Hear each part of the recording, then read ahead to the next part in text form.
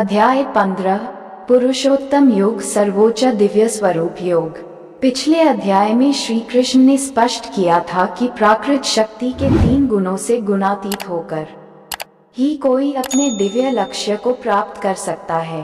उन्होंने ये भी प्रकट किया था कि इन गुणों से परे जाने का सबसे उत्तम उपाय भगवान की अनन्य भक्ति में तल्लीन होना है। ऐसी भक्ति में तल्लीन होने के लिए हमें मन को संसार से विरक्त कर उसे केवल भगवान में अनुरक्त करना होगा। इसलिए संसार की प्रकृति को समझना अति आवश्यक है। इस अध्याय में श्री कृष्ण अर्जुन की संसार के प्रति विरक्ति विकसित करने में उसकी सहायतार्थ उसे भौतिक संसार की प्रकृति को प्रतीकात्मक शैली में समझाते हैं। वे भौतिक संसार की तुलना ऊपर से नीचे अश्वत्थ बरगद के वृक्ष से करते हैं। देहधारी आत्मा इस वृक्ष की उत्पत्ति के स्रोत और यह कब से अस्तित्व में है और कैसे बढ़ रहा है को समझे बिना एक जन्म से दूसरे जन्म में इस वृक्ष की शाखाओं के ऊपर नीचे घूमती रहती है। इस वृक्ष की जड़ें ऊपर की ओर होती हैं क्योंकि इसका स्रोत भगवान में है। वेदों में वर्णित सकौम कर्मफल इसके पत्तों के समान है। इस वृक्ष को प्राकृत शक्ति के 3 गुणों से सींचा जाता है। ये गुण इंद्रिय विषयों को जन्म देते हैं जो कि वृक्ष की ऊपर लगी कोम्पलों के समान हैं। कोम्पलों से वायवीय जड़ें फूटकर प्रसारित होती हैं जिससे वृक्ष और अधिक विकसित होता है।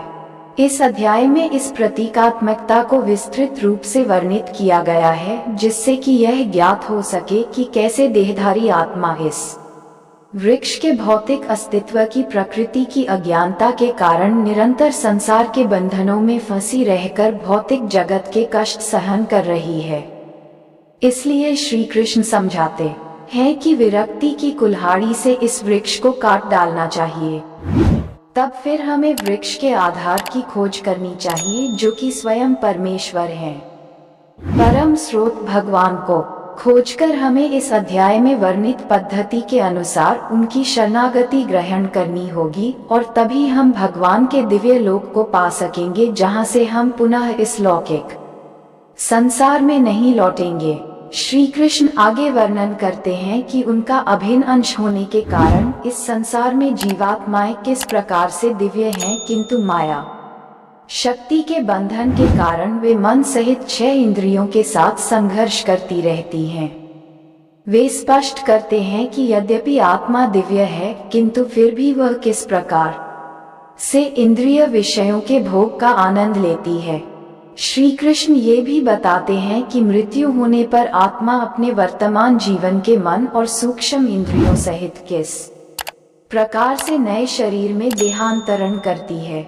अज्ञानी न तो शरीर में आत्मा की उपस्थिति को अनुभव करते हैं और न ही मृत्यु होने पर उन्हें आत्मा के देह को त्यागने का आभास होता है, किंतु योगी ज्ञान चक्षुओं और मन की शुद्धता के साथ इसका अनुभव करते हैं।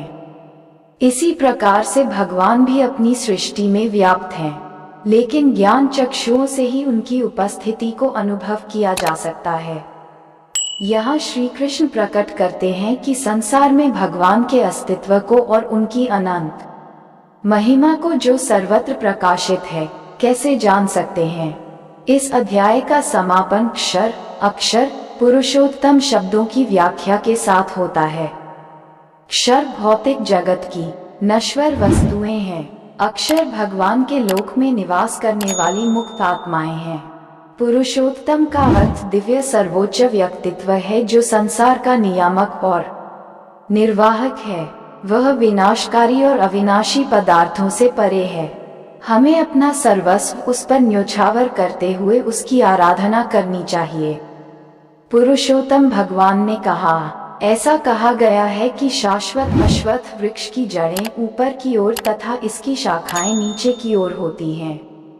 इसके पत्ते वैदिक स्रोत हैं और जो इस वृक्ष के रहस्य को जान लेता है उसे वेदों का ज्ञाता कहते हैं। इस वृक्ष की शाखाएं ऊपर तथा नीचे की ओर फैलती हैं और इंद्रिय विषयों के साथ कोमल कोम्पलों के समान 3 गुणों द्वारा पोषित होती हैं। वृक्ष की जड़ें नीचे की ओर भी लटकी होती हैं, जिसके कारण मानव जन्म में कर्मों का प्रवाह होता है। इसकी नीचे के ओर की जड़ों की शाखाएं संसार में मानव जाति के कर्मों का कारण हैं। इस संसार में इस वृक्ष के वास्तविक स्वरूप का बोध नहीं हो सकता और न ही इसके आदि, अंत और निरंतर अस्तित्व को जाना जा सकता है। अतः इस गहन जड़ों वाले अश्वत्थ वृक्ष को विरक्ति रूपी सशक्त शस्त्र से काट देना चाहिए, तभी कोई इसके आधार को जान सकता है, जो कि परम प्रभु हैं, जिनसे ब्रह्मांड की गतिविधियों का अनादिकाल से प्रवाह हुआ है, और उनकी शरण ग्रहण करने पर फिर कोई इस संसार में लौट कर नहीं आता। वे जो अभिमान और मोह से मुक्त रहते हैं एवं जिन्होंने आसक्ति की बुराई पर विजय पाली है, जो निरंतर अपनी आत्मा और भगवान में लीन रहते हैं, जो इंद्रिय भोग की कामना से मुक्त रहते हैं और सुख दुख के द्वंद्वों से परे हैं, ऐसे मुक्त जीव मेरा नित्य धर्म ही प्राप्त करते हैं। न तो सूर्य, न ही चंद्रमा और न ही अग्नि मेरे सर्वोच्च लोक को प्रकाशित कर सकते हैं। वहां जाकर फिर कोई पुनः इस भौतिक संसार में लौट कर नहीं आता। इस भौतिक संसार की आत्माएं मेरा शाश्वत अणु अंश हैं, लेकिन प्राकृत शक्ति के बंधन के कारण वे मन सहित 6 इंद्रियों के साथ संघर्ष करती हैं। जिस प्रकार से वायु सुगंध को एक स्थान से दूसरे स्थान पर ले जाती है, उसी प्रकार से देहधारी आत्मा जब पुराने शरीर का त्याग करती है और नए शरीर में प्रवेश करती है, उस समय वह अपने साथ मन और इंद्रियों को भी ले जाती है।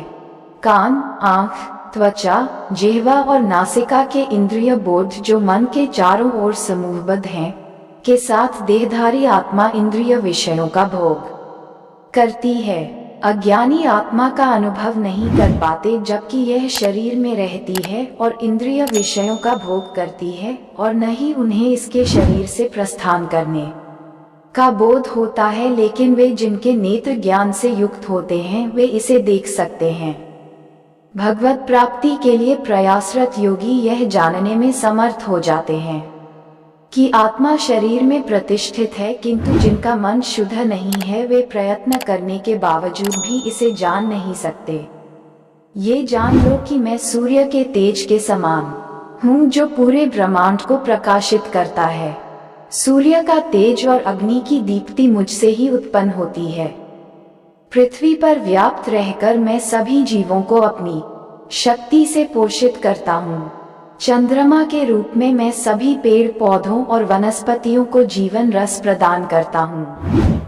मैं सभी जीवों के उदर में पाचन अग्नि के रूप में रहता हूँ। भीतरी श्वास और प्रश्वास के संयोजन से 4 प्रकार के भोजन को मिलाता और पचाता हूँ।